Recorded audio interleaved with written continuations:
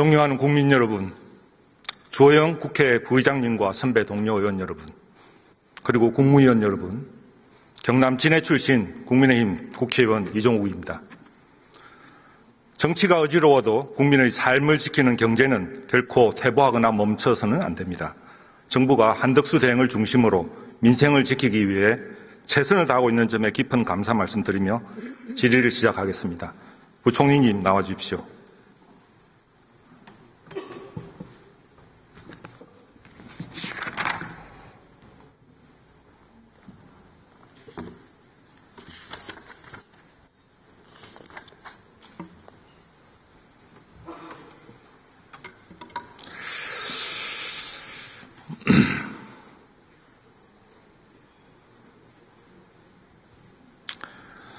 부총리님, 이재명 전 대표 총선 출마 영상 보였습니까? 부분적으로만 봤고 풀 영상은 못 봤습니다. 네, 그 영상에 보면 이재명 전 대표께서 정부 역할이 중요한데 3년 동안 정부는 경제를 방치해두고 있다라고 평가를 했습니다. 글쎄요, 윤석열 정부가 민간 주도 시장 경제 한 게 자유방임인지 건전 재정 기조 한 게 적극적으로 돈을 풀지 않았다는 이야기인지 모르겠는데 윤석열 정부 지난 3년간의 경제 성과에 대해서 간략히 한 말씀해 주십시오. 네, 간략히 말씀드리겠습니다. 일단 이 말씀드린 전제는 지금 윤석열 정부 끝나는 과정에서 내수나 민생의 회복이 지연되고 있기 때문에 그 부분에 좀 무한한 책임감을 느낀다는 걸 전제로 하면서 말씀을 드리는 겁니다. 아까 제가 안도걸 의원님 말씀 때 제가 답변을 드렸는데 한 세 가지를 꼽고 싶습니다. 우리가 윤석열 정부 출범할 때 글로벌 복합 위기였기 때문에 그 유례가 없었습니다. 그래서 그 부분들을 위기를 극복을 했고 그래서 저희가 신용도, 국가 신용도를 사수했고요. 그다음 그런 과정에서 코로나 때 있던 유동성이 굉장히 많이 풀어져 있기 때문에 부채 의존 구조를 탈피하는 노력을 많이 해서요. 그 가계부채라든지 아까 매크로 레버리지라든지 이런 부분들에 대한 것에 체질 개선을 했습니다. 그다음에 세 번째는 정부의 역할과 이제 시장의 역할을 저희가 구분을 하려고 생각했습니다. 그래서 정부의 역할 중에서 정부가 하는 약자 복지, 그다음에 인구 위기 대응 이런 부분은 노력을 했습니다. 그래서 그런 부분들은 재정을 쓰는 거니까 당장 효과가 있죠. 당장 효과가 있으니까 분배 지표도 개선이 됐고 그다음에 저출생도 반전율도 반전이 좀 됐습니다. 근데 가장 시간이 걸리는 게 결국은 저희가 처음에 위기 극복하느라고 제대로 하지 못한 그러니까 시장 중심의 경제 활력 구조를 만드는 부분들과 거기에 따른 구조 개혁들 부분이었습니다. 근데 그런 부분은 원래 시간이 걸리는 데다가 정부 출범하면서 할 수 없는 그런 여러 가지 상황이 있었기 때문에 그 부분에 대한 효과를 제대로 보지 못하고 오히려 그 관세 충격 때문에 지금 민생이 더 어려워진 것이 개인적으로 굉장히 무한한 책임감을 느끼고 안타깝습니다. 네. 지난 문재인 정부는 참 복이 많았습니다. 초과 세수였고요. 그런데도 코로나 핑계대고 국가 채무 1,000조 원 시대를 여는 등 사실 재정을 원 없이 쓰고 갔습니다. 하지만 윤석열 정부는 지지리도 복이 없습니다. 글로벌 복합 위기, 세수 결선 등 어려운 환경이었습니다.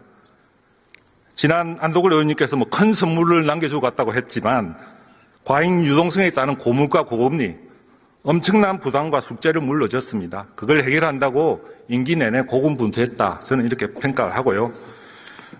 그다음 한 가지 4+1 개혁에 대해서는 미완이긴 하지만 어떻게 평가하십니까? 네, 그 부분은 저희가 이제 미완이긴 합니다만 지금 노동개혁 같은 경우에는 노사법치의 관행을 좀 자리 잡게 했다든지 연금개혁은 우리 국회에서 노력해 주셨지만 연금개혁도 지금 저희가 되어 있고 교육개혁이나 그 외에 여러 가지 것들에 대한 건 좀 틀은 잡았는데 조금 더 시간이 조금 아쉽다 이런 생각을 하고 있습니다. 우리 사회의 굉장히 구조적인 문제를 해결하기 위해서 노력했다고 생각이 되고요. 앞으로 그 성과는 역사가 평가해 줄 거라고 생각을 합니다. 그다음에 예비비 문제 한번 질문 드리겠습니다. 올해 예비비가 많이 깎였습니다. 재대책 목적 예비비가 얼마죠? 사용 가능한 숫자 말씀해 주시죠. 지금 목적 예비비가 현재 한 1.2조쯤 됩니다. 현재로는. 네, 제가 자료를 받아본 걸로는 원래 이제 2.6조 요구했고 1.6조가 됐는데 그 안에 여러 가지 무상교육 사전에 확정해 놓은 게 있어서 실제 가용한 거는 4천억으로 들었습니다. 네, 뭐 그걸 포함하면 그렇습니다. 네. 이번에 이제 산불 대책하면서 예비비가 작다 보니 여러 가지 부처가 고생을 많이 한 것 같습니다. 목적 예비 4천억 중에 많이 썼죠? 이제 거의 안 남았을 것 같은데 숫자를 알고 계십니까?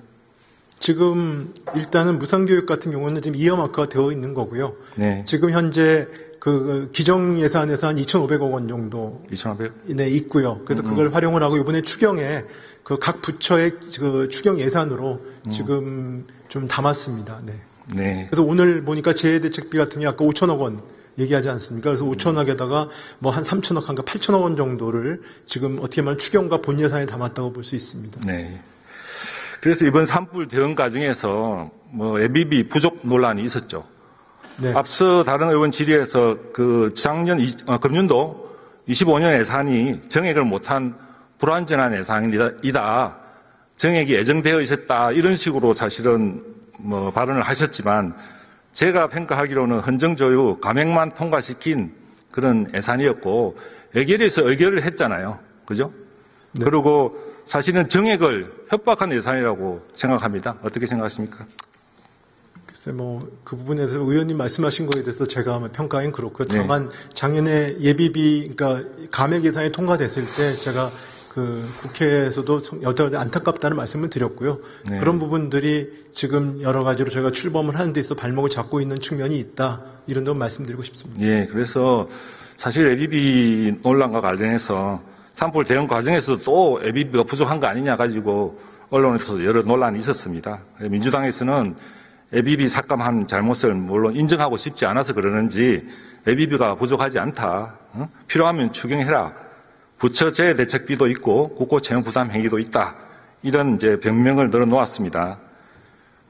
그렇다 치고요. 부총리, 예비비는 사실 예기치 못한 소요에 쓰기 위한 거죠. 네네, 그렇습니다. 사용하지 않으면 연말에 불용됩니다. 그죠? 네, 그렇습니다. 예. 그런데 불용되는 건데 왜 무리하게 삭감해서 이 난리를 일으키는지 모르겠습니다. 연말에 불용되면 이자가 발생합니까? 그건 아닙니다만. 아니죠. 네네. 예산상의 이자가 계상은 되지만 실제로 예비비라는 거는 차입해야 이자가 발생하는 겁니다. 그런데 이재명 전 대표께서 지난 12월 예비비 삭감이 이제 언론의 쟁점이 됐을 때입니다. 예비비를 삭감한 이유를 이렇게 말씀하셨어요. 쓰지도 않는 예비비 절반 정도 깎아서 나라 빚 갚자. 이자라도 좀 면제받자라고 발언했습니다. 부총리님 맞는 말씀입니까? 글쎄 제가 그 말씀드리기는 그렇습니다. 네. 네. 예비비는 필요하면 그때 차입하는 거고 미리 빌려가지고 금고에 쌓아 놓는 게 아닙니다. 예비비에 대한 이해가 부족한 것 같습니다. 여기 계시는 민주당 의원님들 아버지 공부 좀 잘 시켜주세요. 네. 자, 네. 예, 아버지 말씀 놓으니까 또 시끄럽습니다. 좀 봐주세요. 저 초선 의원이고 첫 번째 대전구 질문입니다. 여기 초선 의원님들은 조금 봐주세요. 네, 알겠습니다. 최대한 저도 자제하겠습니다. 추경에 대해 질의드리겠습니다. 지금 추경을 당초보다 한 2조 원 정도 정액하셨죠? 그죠? 네, 그렇습니다. 어떤 분야에 조금 더 정액하셨습니까? 고루고루 증액을 했습니다. 일단 재해 쪽부터 시작해가지고 세 분야에 고루고루 저희가 당초 계획했던 것보다. 네, 네, 그렇습니다. 예. 근데 이제 한간에서는 그리고 민주당에서는 그 정도 가지고는 경제 상황을 감안할 때 턱없이 부족하다. 민주당 35조 정도 자체 추경안을 제안해 놓은 상태입니다. 더 늘릴 여지가 있는지 왜 12조밖에 못했는지 조금 설명해 주시겠어요? 아까도 말씀드린 측면이 있습니다만 지금 경제가 어렵습니다. 민생이 어렵습니다만 그 원인을 분석을 해봤을 때 일단은 저희가 글로벌 교육 질서의 불확실성, 대내의 불확실성이 제일 크다고 보여집니다. 그리고 이제 그렇기 때문에 그런 부분들은 저희가 관세 협상을 통해서 한다든지 거기에 대해 피해 업종이나 이런 데서 지원을 한다든지 하는 방법들을 해나가는 건 맞는 것이고요. 재정을 써서 경기를 부양하는 부분들하고는 그동안에 버티기 어려운 민생들이나 소상공인들을 지원하는 건 가능하지만 일반 모든 국민들을 대상으로 하고 있는 그런 경기 부양의 필요성은 현재는 크지 않다고 생각하고 있고요. 또 그러기에는 저희 재정의 지속 가능성이라든지 저희 국채 시장 상황들을 봤을 때 그 큰 규모의 추경은 지금 하기가 어려운 측면이 있습니다. 그래서 그리고 또 실질적으로 규모도 중요하지만 속도도 중요합니다. 그래서 가능하면 빨리 저희가 추경이 통과가 돼서 집행할 수 있는 그런 여러 가지 고려사항을 해서 한 12조 정도를 잡고 저희 국회에 지금 제출을 곧 할 계획입니다. 예. 저는 사실 12조 좀 많다고 생각합니다. 지금 관리 재정 수지 결국 3% 넘으셨죠? 이번 추경 내면. 네, 그렇습니다. 관리 재정 수지가 지금 2020년부터 금년까지, 아니 작년까지였죠. 5년 연속 못 지켰습니다. 네, 알고 있습니다. 금년 예산이 마이너스 2.8인데 이번에 추경하면 또 3 넘습니다. 네. 건전 재정을 표방한 윤석열 정부로서는 굉장히 아쉬운 부분입니다.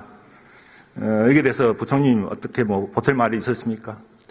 저도 아쉽습니다만은 저는 건전재정이란 말보다는 재정의 지속 가능성이란 말을 더 선호합니다. 네. 그래서 일단 일시적으로 그렇지만 저희가 일단은 민생도 중요하고 예. 그 다음에 또 통상 전쟁도 중요합니다. 그렇기 때문에 좀 약간 3%를 약간 넘는 거지만 이 부분들은 저희가 단기적으로 감내 가능하다 생각을 했습니다. 네, 글쎄요. 6월 대선하면 새 정부에서 분명히 또 추경할 겁니다. 그리고 숨어있지만 금년도도 세수 결손이 발생할 우려가 있습니다. 그래서 올해도 재정 준칙을 크게 초과할 우려가 큽니다. 부총님이 이렇게 5년, 6년 계속 재정 준칙 어기고 100조씩 재정 적자를 쌓아 나갈 때 대신인도의 문제는 없습니까? 혹시 국제신용평가기관들이 위험성을 지적하진 않나요? 그런 위험성은 지적을 하고 있습니다. 네, PPT 화면 보시겠습니다. 피치가 작년에 한 2번 정도 경고를 했습니다. 민주당을 방만한 재정정책에 대해서. 또 어제 무디스 보고서가 하나 더 나왔습니다. 거기 보면 이재명 대선 예비 후보의 기본소득제와 확장적 재정정책은 추가적인 상승 압력을 가져올 수 있다. 이렇게 강력하게 경고를 했습니다. 그래서 저는 여러 가지 어려움이 있습니다만 현 경제팀에서는 마지막 추경을 하는 과정에서 재정 준칙을 그래도 최대한 지키려는 노력을 해야 된다고 생각합니다. 동의하십니까? 네, 유념하겠습니다. 근데 국회 오면 또 추경 규모가 늘 가능성이 저희는 100%라고 봅니다. 그 과정에서 그러니까 물론 이제 새로운 사업 신규 소요가 많이 발생을 한 만큼 기존 사업 중에서도 사정 변경으로 일부 삭감할 부분이 있습니다. 그래서 그런 구조 조정이라든지 기존 사업 우선순위 조정 노력도 시간 없지만 정부가 해야 된다고 생각하는데 어떻게 생각하십니까? 통상적으로는 연초에 하는 추경 같은 경우는 쉽지 않은 일입니다만 하여튼 고민을 하겠습니다. 네, 감사합니다. 그다음 이제 세금 문제 하나 질문하겠습니다. 대선이 다가오면서 여야 간의 세금 부담 완화 굉장히 뜨겁습니다. 그중에 하나가 근로소득세인데요. 이재명 대표께서 법인 세수는 주는데 왜 근로소득세가 넣냐, 월급쟁이냐 봉이냐며 기본공제 인상을 제안했습니다. 월급쟁이가 봉입니까, 부총리님? 다른 나라에 비해 우리나라 중산층 서민들의 근로소득세 부담이 과합니까? 어떻습니까? 제가 아는 범위 내에서 최근에 이제 근로소득세 같은 경우는 안정적이기 때문에 네. 좀 그렇게 일시적으로 그렇게 착시가 있습니다만 네. 우리의 어떤 여러 가지 근로소득세를 내지 않는 분들의 비중이 한 33% 되기 때문에 이 부분이 네. 굉장히 많은 부분입니다. 네. 그렇습니다. 제가 알기로 OECD 통계상 실효세율은 저희는 OECD 절반 정도밖에 네, 안 됩니다. 그렇습니다. 예. 그리고 PPT 화면 보시죠. 저희가 국세청 자료를 분석한 결과입니다. 전체 근로자 2,085만 명 중에 689만 명, 한 3분의 1 정도가 면세자입니다. 세금을 한 푼도 안 냅니다. 그 나머지 또 3분의 1 정도, 699만 명은 1년에 100만 원도 안 냅니다. 남아있는 3분의 1이 전체 근로소득세의 95%를 내고 있습니다. 이게 우리나라 근로소득세의 현실입니다. 이 상황에서 이재명 전 대표께서 기본공제 인상을 주장하는 것에 대해서 정부는 방향에 대해서 어떻게 생각하십니까? 부합한다고 생각하십니까? 일단 유력 대선 주자의 알겠습니다. 말씀에 대해서 제가 말씀드리기는 어렵습니다. 네. 과도한 면세자 비율을 낮춰야 됩니다. 또 각종 공제 감면 제도를 정비해서 과세 기반을 강화하는 게 첫 번째 할 일이라고 생각합니다. 잘못된 주장에 국민들이 현혹되지 않도록 기재부는 주무부처로서 적극적으로 설명해 주시기 바랍니다. 네. 예, 부총님 들어가셔도 되겠습니다.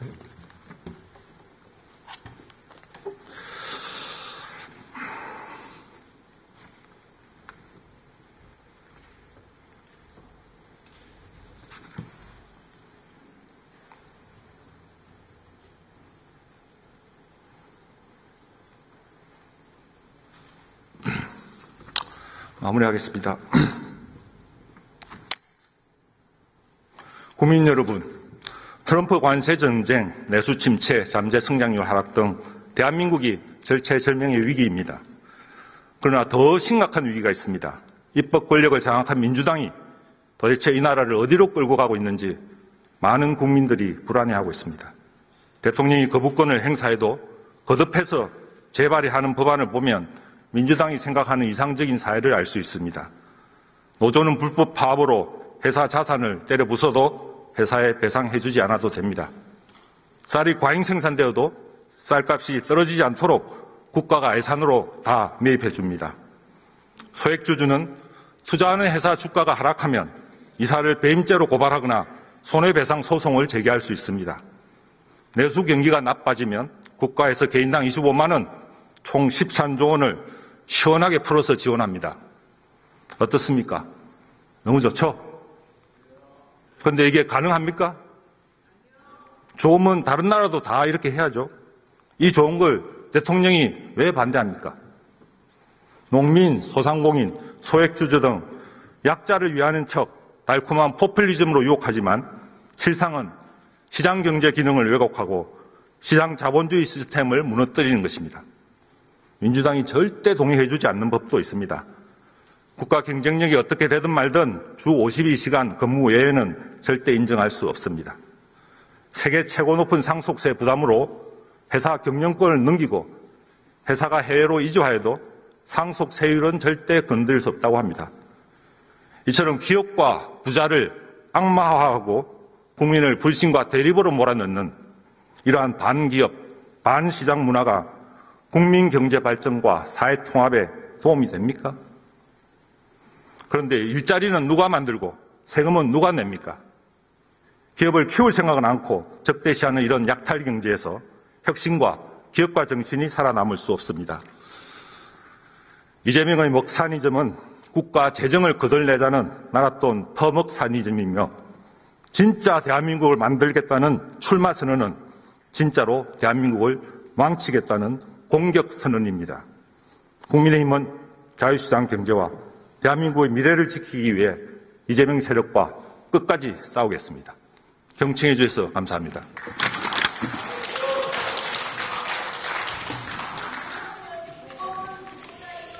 예, 이종욱 의원 수고하셨습니다.